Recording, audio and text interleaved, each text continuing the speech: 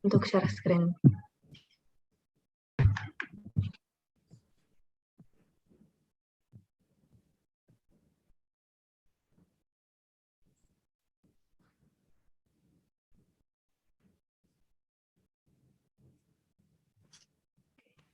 Saya mulai ya, Bu. Ya, silakan. Shalom, Assalamualaikum warahmatullahi wabarakatuh. Shalom, salam sejahtera bagi kita semua. Om Swastiastu, Namo Buddhaya, dan salam kebajikan. Yang terhormat Ibu Yohana Murniasi selaku koordinator acara dan teman-teman sekelas, perkenalkan nama saya Sharon Zhang. Sebelumnya, mari kita panjatkan syukur kepada Tuhan Yang Maha Esa atas rahmat dan berkat-Nya yang memungkinkan kita untuk berkumpul pada hari ini dengan sehat. Saya juga ingin berterima kasih untuk kesempatan untuk berbicara pada pagi hari yang berbahagia ini.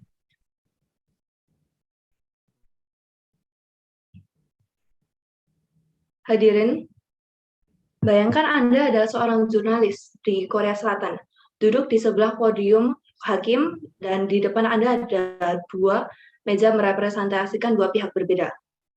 Apa yang akan Anda tuliskan setelah Anda mendengarkan kesaksian oleh korban dan terdakwa?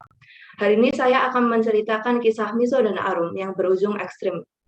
Sebagai catatan, nama Miso dan Arum ini adalah nama samaran yang diberikan oleh warga Korea Selatan untuk menghormati identitas kedua gadis tersebut. Suatu hari pada saat liburan musim dingin, Arum ini mengajak Miso untuk menginap di rumahnya. Ketika Miso meminta izin kepada ibunya ini, memang ibunya pernah bertanya kepadanya, ngapain sih sampai nginep di rumah teman dan amankan dia di rumahnya. Tapi karena ibu Miso ini tidak bisa menemukan alasan spesifik untuk melarang anaknya, akhirnya Miso ini pergi. Pada tanggal 16 Januari 2021, Miso dan Arum ini menginap bersama dan mereka bermain berguyon dan Miso ini diajak Arum untuk minum satu kaleng bir. Dan akhirnya mereka ini memang minum satu kaleng bir. Tapi tiba-tiba ayah Arum ini pulang, ayah tiri Arum pulang dan berkata kepada mereka, oh kalian ini minum ya? Nggak apa-apa, kalian memang ngerti kok di masa-masa kalian ini memang masa-masa mau coba-coba karena kan kalian remaja, nggak apa-apa. Tapi kalau misalnya kalian mau minum itu usahain minumnya itu waktu di rumah ya, waktu ada orang dewasa untuk mengawasi. Nggak apa-apa, lanjut aja minumnya. Oleh karena itu, Miso dan Arum ini memang lanjut minum. Nah, beberapa saat kemudian ini ayah Arum ini kembali dan mengatakan dan bertanya, oh kalian itu minum apa? Cuman bir tak? Ini loh, om ada soju sama whisky, mau nggak coba dicampur? Nah ini kan berbeda dengan orang tua pada umumnya yang malah membatasi konsumsi alkohol anaknya. Apalagi saat ada tamu. Nah, Miso yang merasa aman dengan seorang dewasa yang mengawasi mereka itu memang menerima. Dan akhirnya setelah mereka sudah mulai ngantuk, sudah mulai teler ini, mereka masuk ke kamar Arum untuk tidur. Arum tidur di ranjang itu dan Miso ini tidur di lantai beralaskan matras. Pada esok hari dini hari itu, Miso tiba-tiba terbangun dan ia itu menyadari bahwa ia ternyata sedang diperkosa oleh ayah tirinya Arum. Dan ini dengan kondisi setengah sadarnya itu ia kaget dong. Dan apalagi karena pelakunya adalah seorang lelaki dewasa. Jadi Miso ini kaget dan ia panik. Tapi selama kejadian ini dia diam aja. Dan Arum itu memang masih tertidur. Sampai beberapa hari kemudian Miso dan Arum ini memang berkumpul dengan teman-temannya dan Miso itu cerita kalau ia pernah diperkosa oleh ayah tirinya Arum. Dan Arum yang mendengarkan ini memang juga mengaku kalau ternyata ia juga pernah diperkosa oleh ayahnya dengan cara yang sama, yaitu dengan diberikan minuman beralkohol. Lalu informasi ini menyebar luas sampai ke telinga orang tua Miso yang langsung mengajak anaknya itu ke kantor polisi.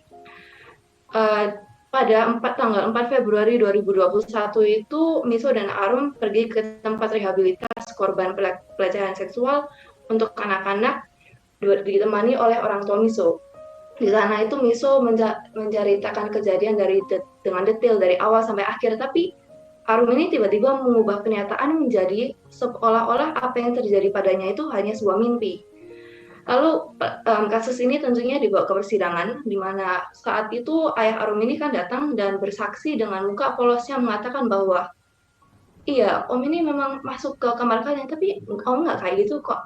Om itu cuma masuk buat bersihin mutahnya kalian. Om nggak mungkin kayak gitu ke kalian.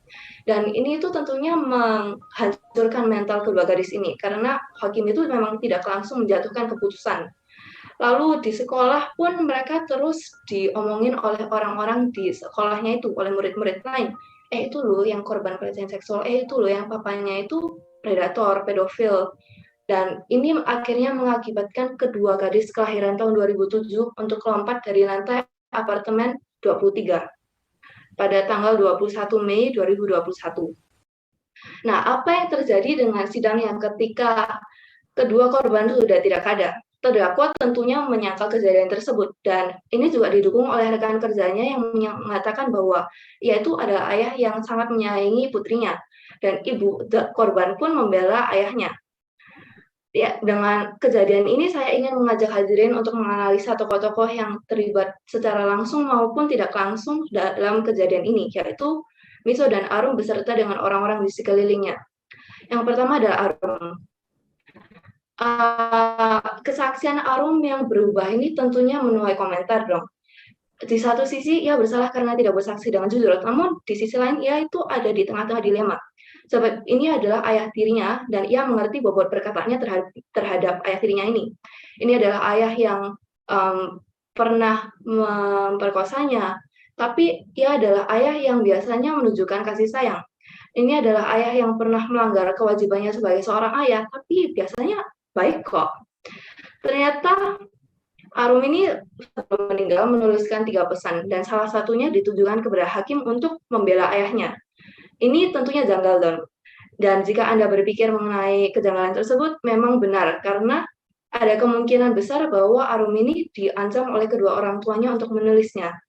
Ternyata bukan hanya tekanan mental, tapi ancaman fisik yang dihadapi Arum itu nyata.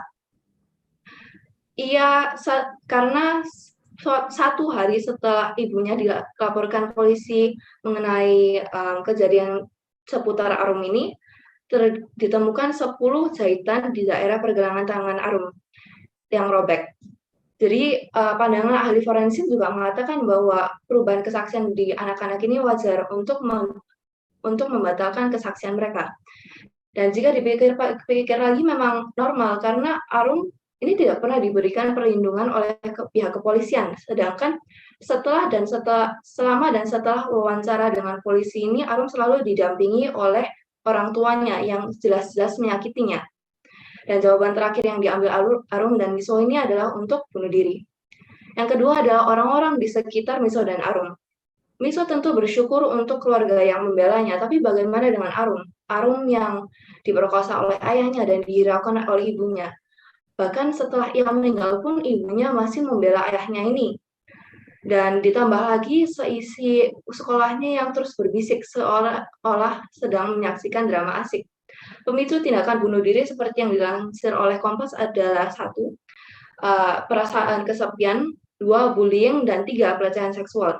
Ketiga hal yang dialami oleh Miso dan Arum. Padahal ya, jika mereka lebih didengarkan, lebih diperhatikan, ada kemungkinan besar bahwa mereka akan memperjuangkan dirinya sendiri. Sebab peran keluarga dan lingkungan sosial ini komunitas penting dalam mencegah atau mendukung tindakan bunuh diri seseorang. Pada slide ini adalah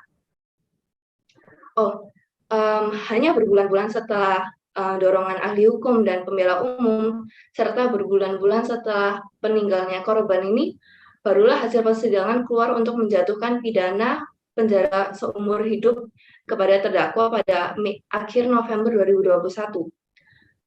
Pada slide ini adalah satu-satunya surat yang ditinggalkan oleh Miso, di mana ia menyatakan bahwa ia kesakitan selama 5 kali, dan setelah mengungkapkan penyesalannya seperti banyak kurang meluangkan waktu bersama keluarganya, ia mengatakan bahwa ia hanya ingin diberi ketenangan.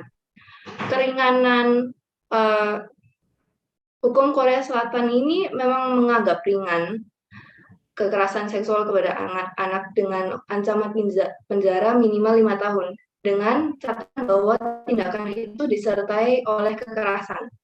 Tapi para hadirin, logikanya adalah orang dewasa mana yang memerlukan sebegitu banyak tenaga untuk melakukan hal semena-mena terhadap seorang anak kecil?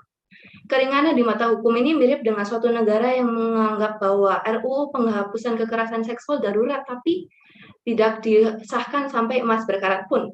Jadi terkadang hukum tertulis pun perlu dipertanyakan. Menurut kalian, apakah ini bentuk konflik jati diri dan korban saja yang kurang mandiri? Apakah proses lambat ini dapat dibenarkan sebagai dilema keadilan atau semata-mata berlangsung untuk nama kebenaran? Bobot suatu kejahatan memang tidak bisa dibatalkan oleh satu tindakan baik cuma-cuma, karena para kriminal pun dapat memalsukan ketulusan. Tapi bermain dengan nyawa bukanlah jawaban untuk apapun. Kita juga perlu menilai perbuatan mana yang baik dan mana yang tidak wajar, menilai diri sendiri, situasi, dan orang lain. Oleh karena itu, mari kita ciptakan lingkungan aman bagi semua untuk masa depan di waktu tua. Air putih di atas meja, tidur badan lelah, tidur pun lena. Usia hanya sekejap mata, jalani hidup penuh makna. Demikianlah pidato saya pada hari ini. Mohon maaf bila ada kesalahan dalam berkata yang kurang berkenan. Atas waktu dan tempat yang diberikan, saya ucapkan terima kasih. Ya. Terima kasih Sharon dan Annabel. Ya, Sharon mencoba mengulang. Tadi ada yang bertanya, harusnya sudah habis. Baik anak-anak yang terkasih, terima kasih banyak untuk uprak kita sudah selesai.